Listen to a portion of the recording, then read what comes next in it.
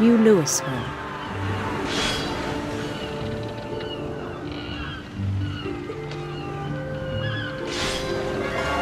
St. Louis. He started drifting away from our reality.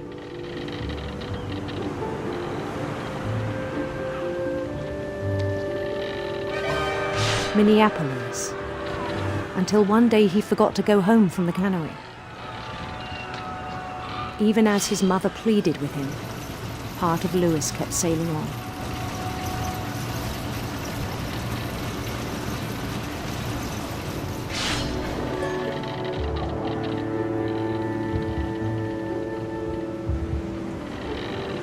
In Louisburg, he heard rumors of a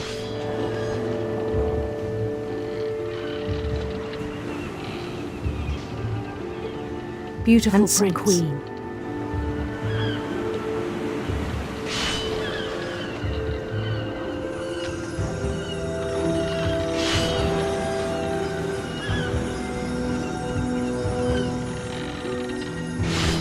The queen was on her own quest for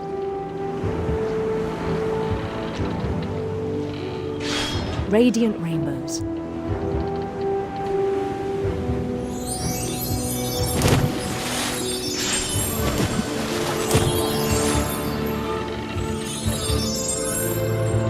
He followed the sound of her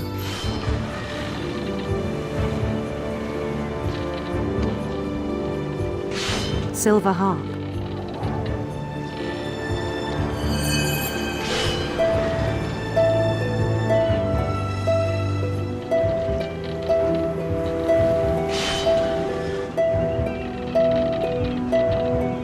His chase led him to a golden palace east of the sun and west of the moon. Even then, his logic remained sound.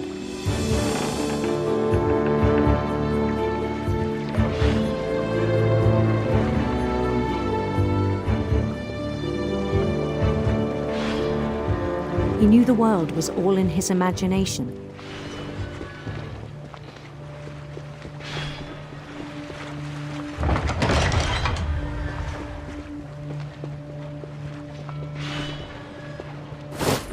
But he was so proud of having created it.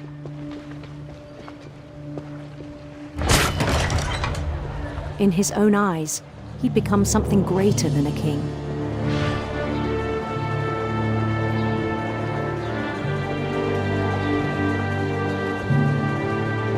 For someone who'd never known success in the real world, I think it was overwhelming.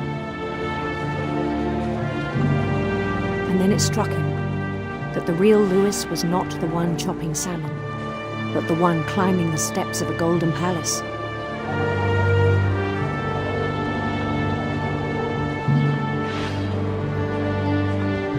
My imagination is as real as my body, he told me. It was hard to argue with him.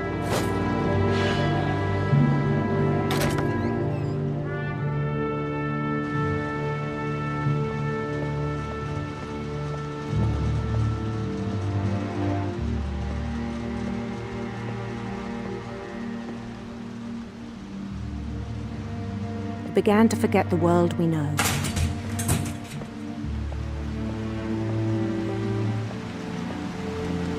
I think it pained him to remember Louis, the cannery worker.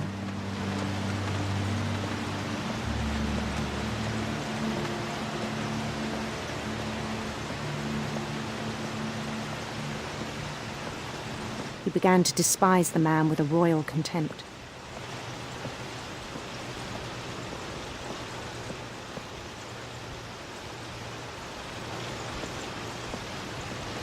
I still thought I could save him. Even after he said he was being crowned king over all the lands of wonder. The palace would be packed with his companions.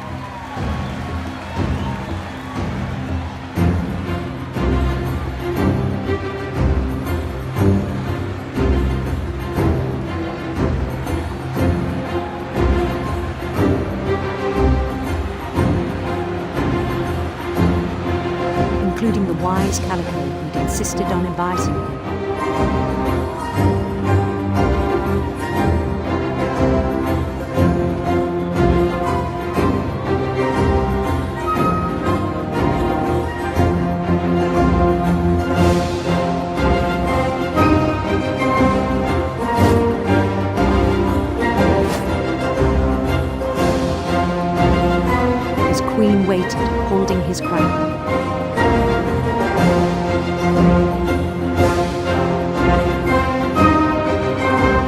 one thing left to do.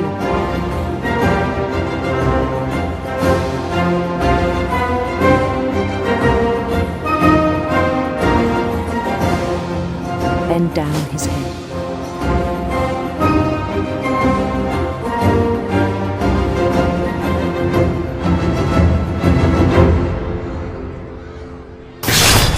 And the rest I think you know. Mrs. Finch, your son was a kind man who will be missed by all of us who knew him.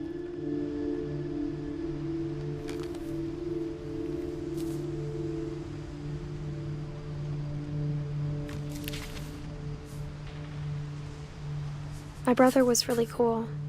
I wish you could have met him.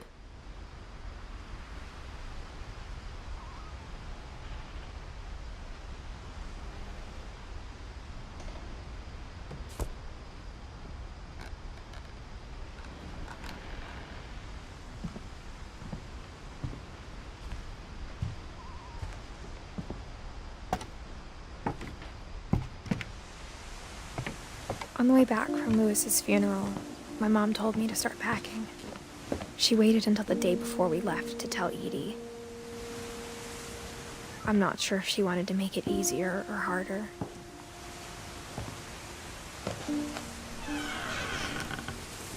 I wish we'd stayed.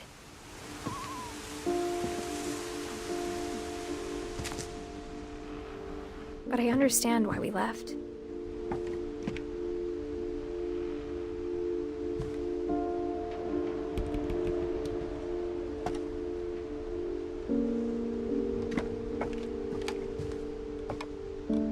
My mom ended up leaving everything behind. What happened that night had been coming for a long time. Maybe it should have come sooner.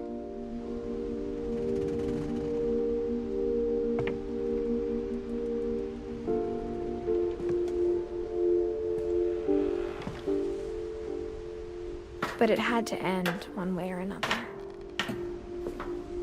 All that's left now is to tell you about that last night.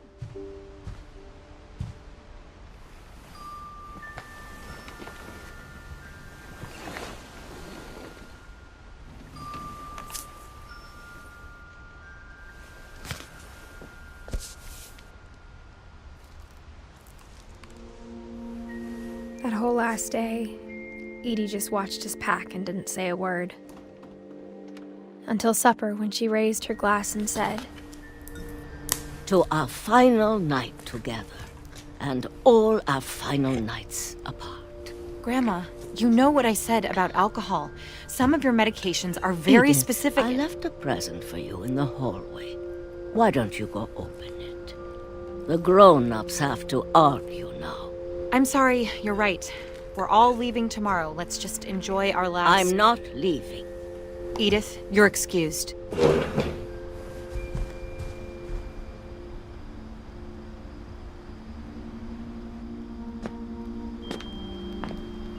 The power had been shut off that morning, but Edie always had plenty of candles. When my mom sealed the library, I don't think she knew about the other entrance. Or that Edie had a key to it.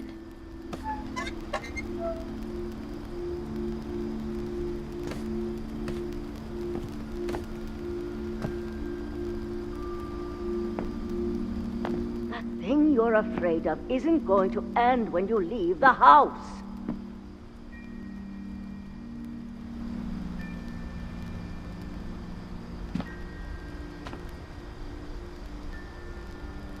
Edith has a right to know these stories. My children are dead because of your stories. I think it's best if Edith and I leave tonight. We'll have the nursing home send a van for you in the morning, okay?